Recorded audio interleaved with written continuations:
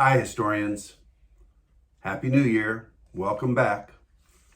We have a short week, Wednesday, Thursday, and Friday this week, so we'll have a little lighter load to do this week. I want to welcome the new students that are entering my class from other formats.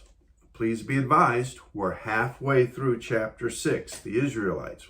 We've already completed Lessons 1 and 2. So it's up to you to get caught up and read Lessons 1 and 2 out of the workbook.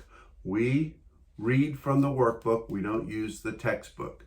So you have a copy of the workbook, and I also include a copy in Schoology if you need to refer to that. But I highly recommend you keep your workbook with you at all times. You can write on it. You can mark it. You can make notations on it, highlight it. It's much better for you to use than the PDFs that I supply in Schoology. I've also included week 16 and week 17. New students don't have to do week 16 work or week 17 work unless you choose to do that.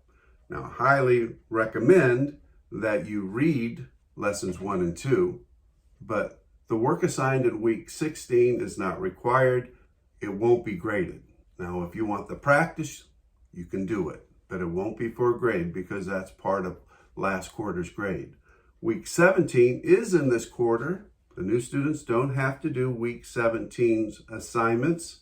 I'll excuse you from that. However, if you want to ensure a good grade and you're a good student and you find this isn't too difficult for you, go ahead and do the work. I will grade it from Schoology and put it into Focus. Otherwise, I'll just excuse those assignments from you.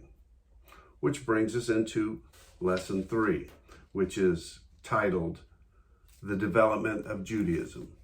We're studying the history of the Jewish people, the Israelites.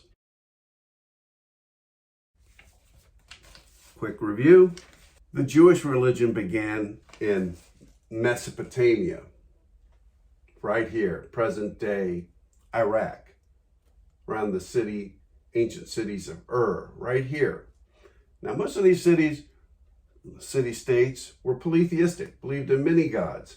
However, Judaism was a monotheistic religion, one of the oldest monotheistic religions in the world. According to the Hebrew Bible, God told the founding member of the Israelite clan, Abraham, to move his people to Israel, the land called Canaan, the promised land. And that's right here in present-day country of Israel. In time, because of famine and drought, the Israelites moved to Egypt, where they were enslaved for many years. And then eventually Moses, the prophet, led them back to the promised land of Canaan, spending 40 years in the Sinai desert before his people were allowed to enter the land of Canaan. And they fought their way in, fighting the Philistines. There's a lot to learn in this chapter.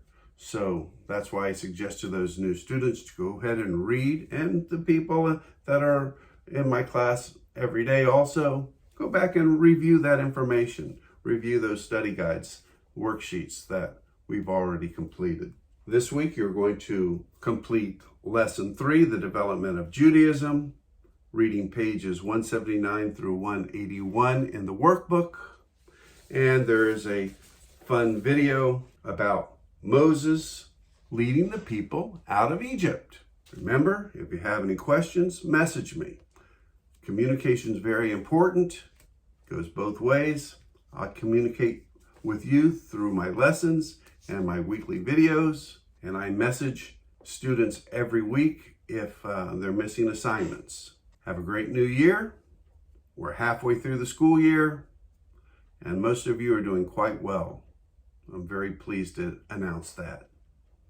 Bye-bye, historians.